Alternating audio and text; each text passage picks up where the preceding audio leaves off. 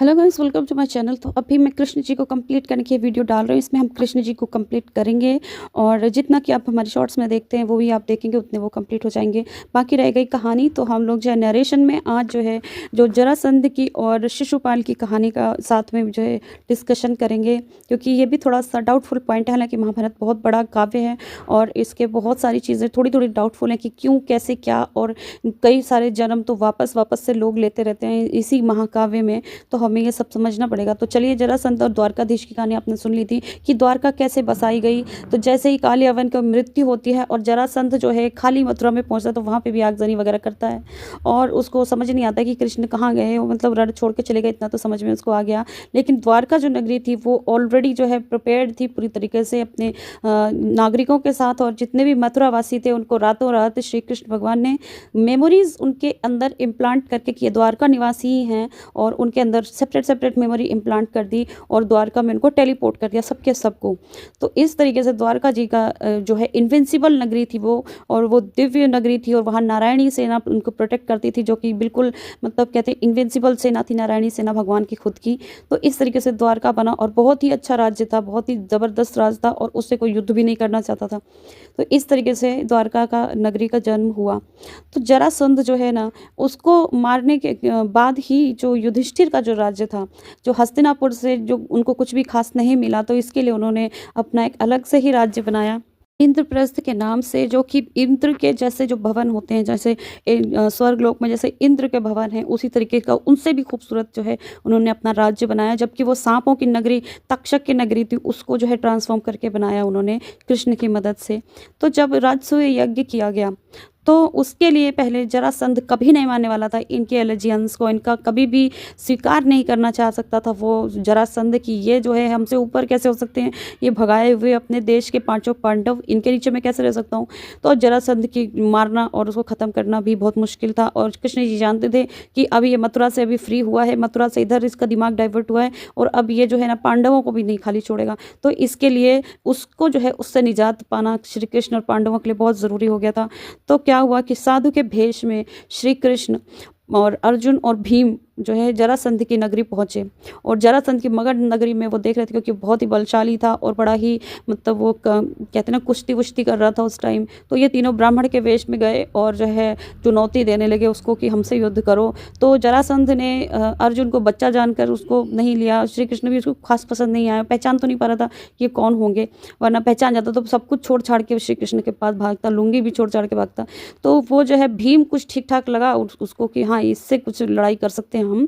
तो उसको उसको चुनौती उसकी स्वीकार कर लिया, मतलब भीम जी की उसने चुनौती को स्वीकार करके भीम से जो है मल्ल युद्ध स्टार्ट कर दिया।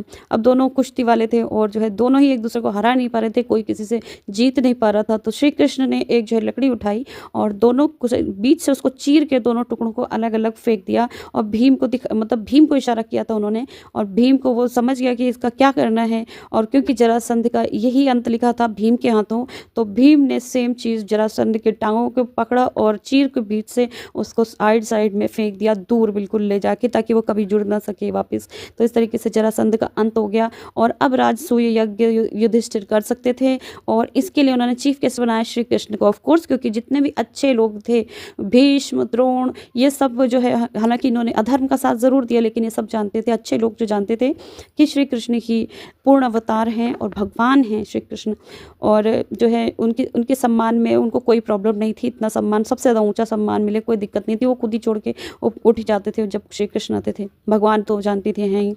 तो फिर क्या हुआ, अब बात आती शिशुपाल की, जो हमारी कहानी का मेन आइटम है।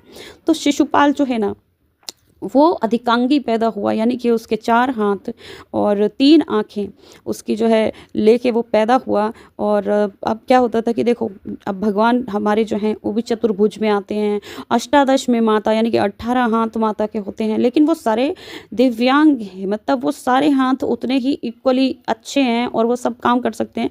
लेकिन ये जो राक्षस होते थे, इनके जो अधिक अंग हो जाते थे ना, एक्चुअल मैं कह सकती हूँ आज के साइंटिफिक टर्म इसको वेक्टर्ड एसोसिएशन कहा जाता है। वेक्टर्ड यानी कि वर्टिब्रा आपका गड़बड़ है, एनस जो है वो जो है खुल नहीं रहा आपका, गुदा द्वार कहीं पे, तो मल कहाँ से आप त्याग करोगे।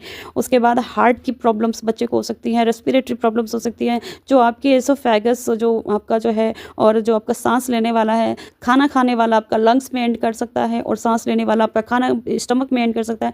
ऐसी चीज़ों का साथ पैदा होने वाले बच्चों को वेक्टर एसोसिएशन वाली प्रॉब्लम कहते हैं, जो कि आज साइंस कहती है ऐसे हैं, और ये सुधारना मुश्किल होता है, कई बार मृत्यु हो जाती है।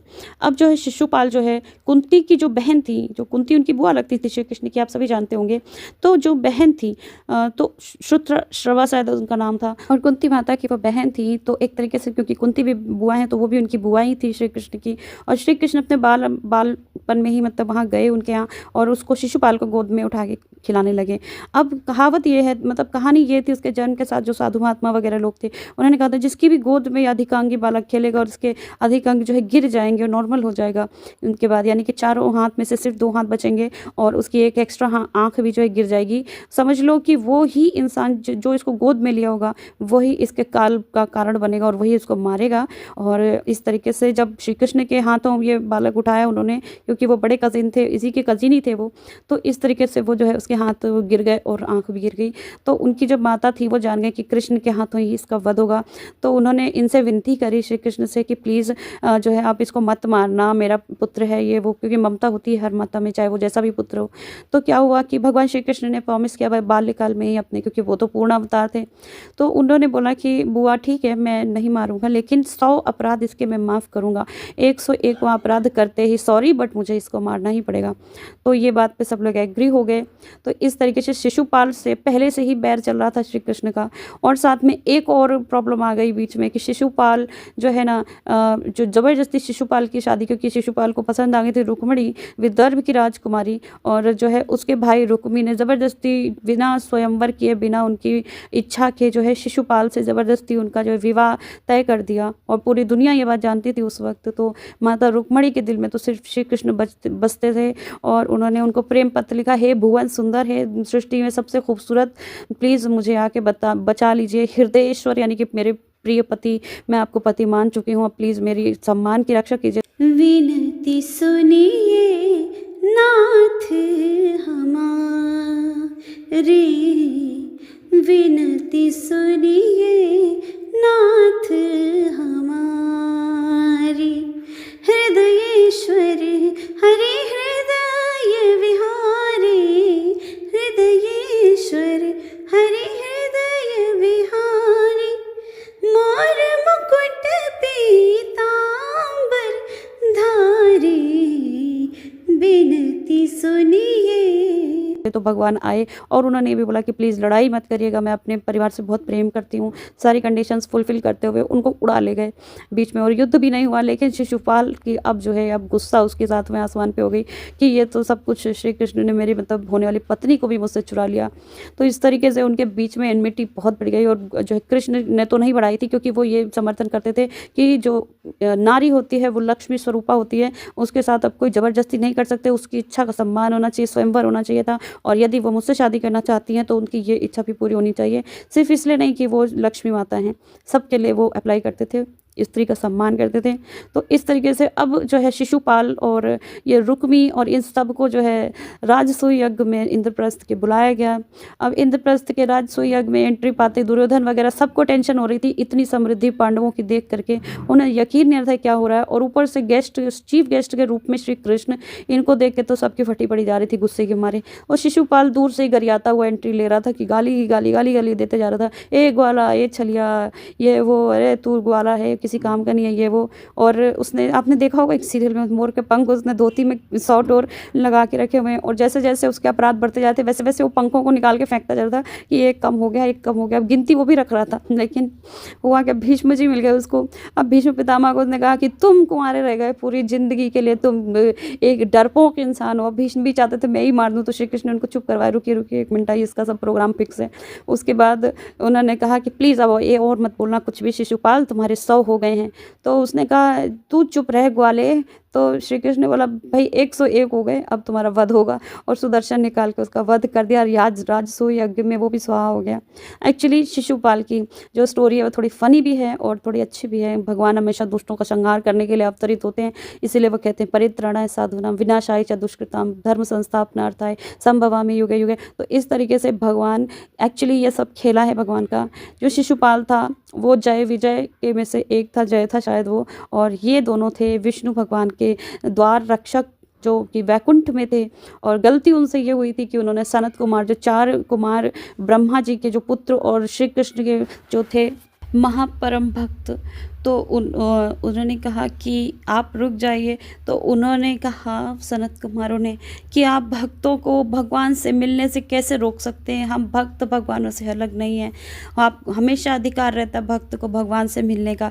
तो फिर सनत कुमार और जय विजय दोनों जो है लक्ष्मी जी और श्री विष्णु, श्री हरि विष्णु नारायण जी के साथ में ही उन्हीं के ही द्वार, उनके ही कक्ष में पहुंच गए, और यह विवाद बढ़ता जा रहा था।